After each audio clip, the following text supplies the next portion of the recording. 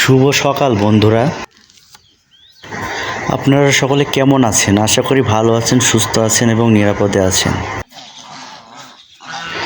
আমার ভিডিও দেখার জন্য আপনাদের সকলকে ধন্যবাদ এবং কৃতজ্ঞতা জানাই।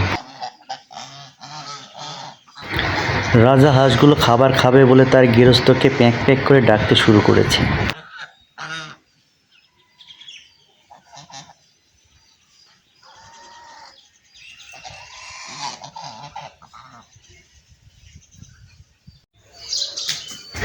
হনুমান মামাগুলো সকালবেলায় চলে এসেছে আমাদের গাছের কলা খাবে বলে। কি সুন্দর সারিবদ্ধভাবে বসে আছে, দেখতে খুব সুন্দর লাগছে। প্রতিদিন সকালবেলা হনুমানগুলো বেড়াতে চলে আসে। এক এক করে লাফ দিচ্ছে আর হনুমানগুলো চলে যাচ্ছে।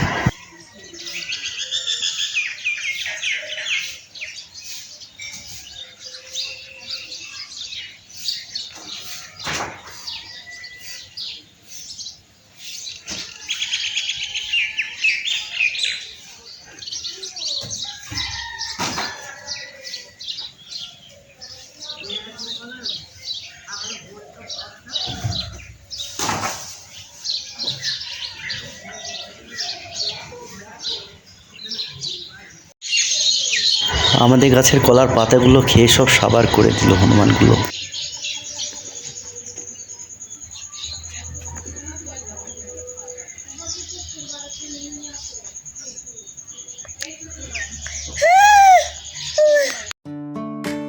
আমিও আমার ছেলে ছাদে একটু ঘোরাঘুরি করছি। আমার ছেলে মনের আনন্দে নাচতে শুরু করেছে।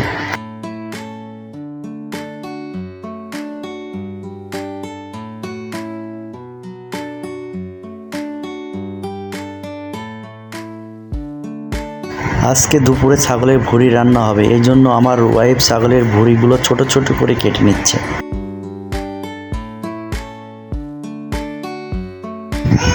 ছাগলের ভুঁড়ি খেতে তো আমার বেশ মজাই লাগে। আপনাদের কেমন লাগে কমেন্টে জানাবেন প্লিজ।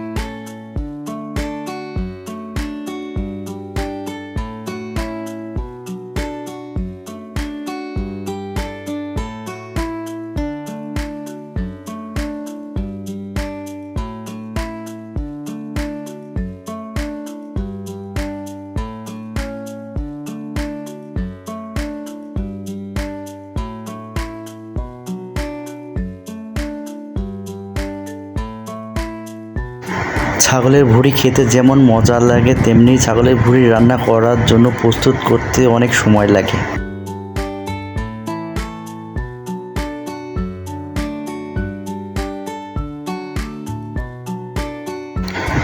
ভুঁড়ি রান্না করার জন্য ছোট ছোট করে আলু এবং পেঁয়াজ কেটে রেখেছি।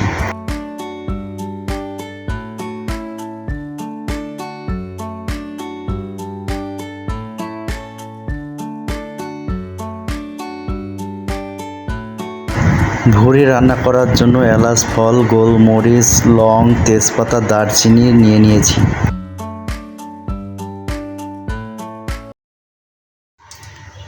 কড়াইয়ে তেল গরম হয়ে গেছে। দারচিনি, এলাচ, গোলমরিচ, লং, তেজপাতা হালকা ভেজে নেব।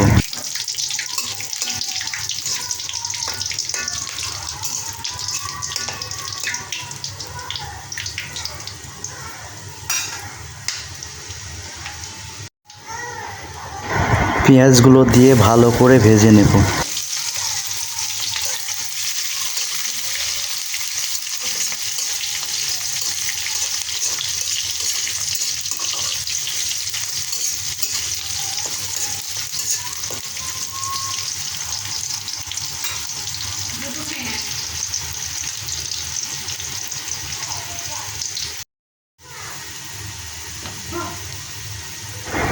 মশলা ভাজা হয়ে গেছে, এবার আদা, হলুদ, লবণ এবং শুকনো মরিচের গুঁড়া দিয়ে দেব।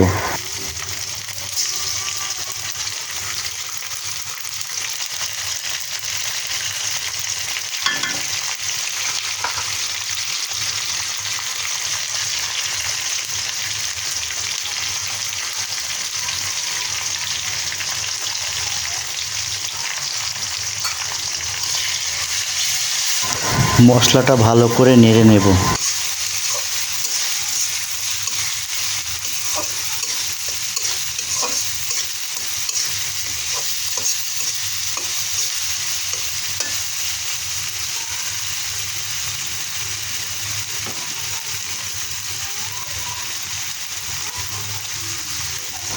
অল্প পরিমাণ পানি দিয়ে দেব।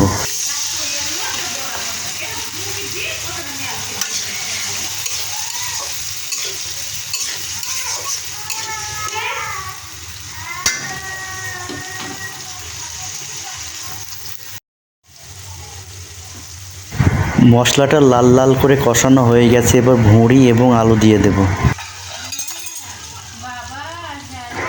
ভুঁড়িটা যত বেশি কষানো যাবে তত বেশি টেস্টি হবে।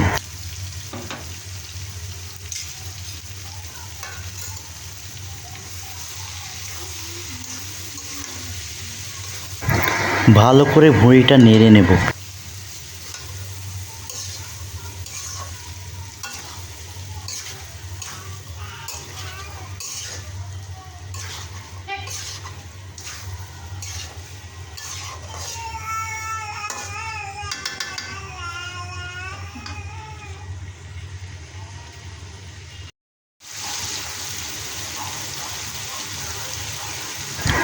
ভুঁড়িটা ভালো মতো কষানো হয়ে গেছে, এবার পরিমাণ মতো পানি দিয়ে দেব।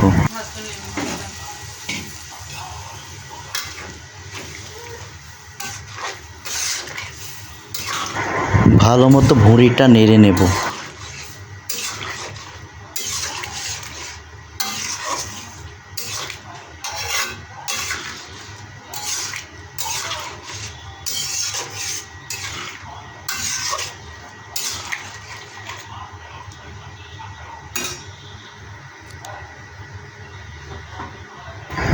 এবার 10 মিনিটের জন্য ভুঁড়িটা ঢেকে দেব।